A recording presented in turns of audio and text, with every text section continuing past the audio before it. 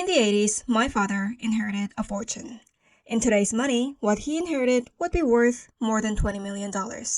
Yet he spent his entire life living frugally and trying to save money. He attended one of the top engineering schools, had the most coveted job, and worked extremely hard. And yet, he ended up completely bankrupt. Not just once, but twice. That never made sense to me. How can somebody who is perfectly intelligent, well educated, with large inheritance and frugal lifestyle lose everything? Two times over. Until I discovered something shocking about how the human brain is programmed, and how that program renders your financial reality with almost frightening precision. Do you think your income and your bank balance are simply the result of hard work and conscious planning? Research suggests something different. Nearly 95% of our behavior is driven by subconscious programs installed before the age of 7. And that includes the way we earn money, spend money, and keep money. In other words, your financial situation is simply the reality rendered by the program running in your subconscious, downloaded before the age of 7. Think about it. Why do many lottery winners end up going bankrupt only years after winning hundreds of millions of dollars?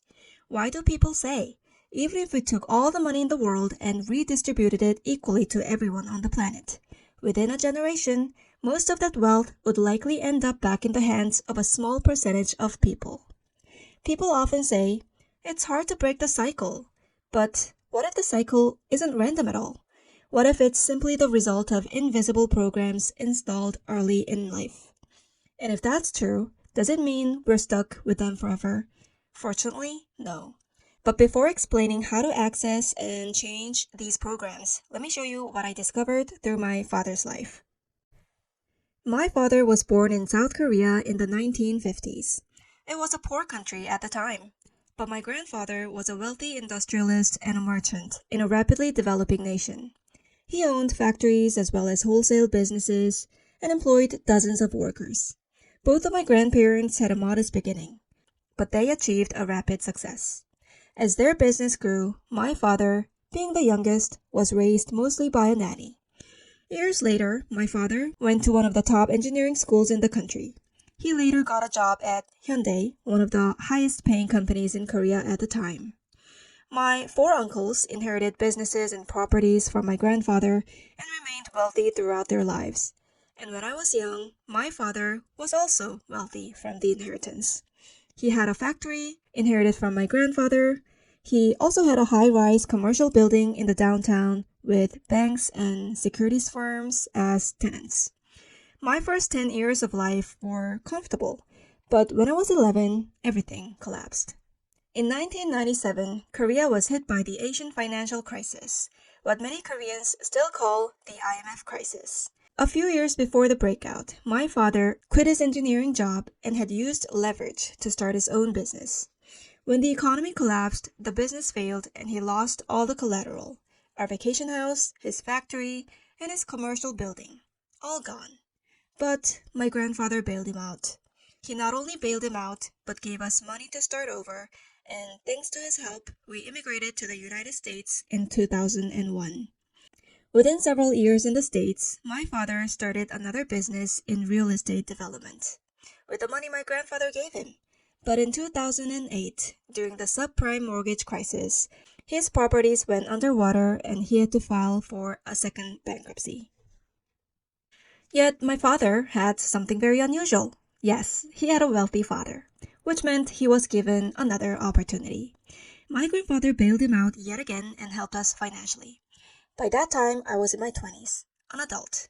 I started to observe my father objectively, and I began noticing something strange. He constantly said things like, money is blood, sweat, and tears. Do you think money grows on trees? You have to save every last dime. And you might think he talked like that because he was traumatized by 2 bankruptcies, but that's not actually true.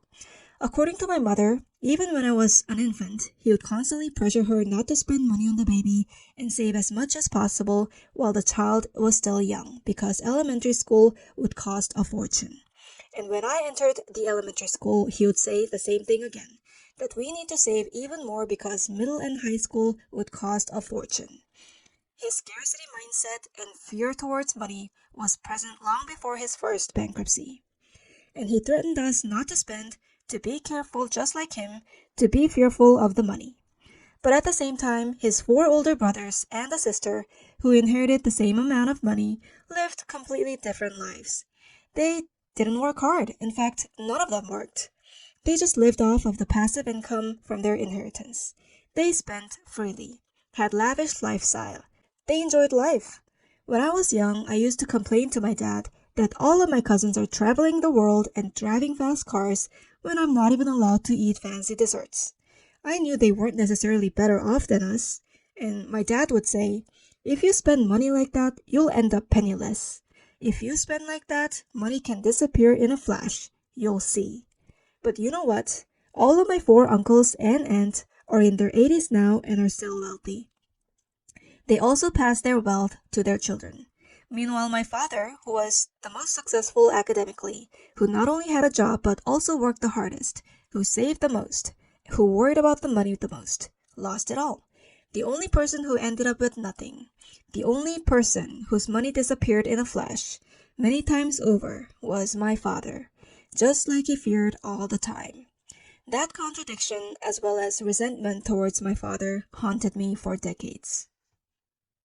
Then one day, I heard a story from my oldest uncle. My father's five other siblings did not have a nanny.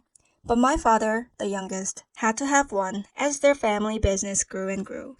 The nanny assigned to my father was a struggling single mother. She left her husband and was raising her own children alone while struggling with huge debt her ex-husband left her. It was very rare and tough for a woman to make a living in the 50s in Korea. My grandparents felt sorry for her and gave her a job.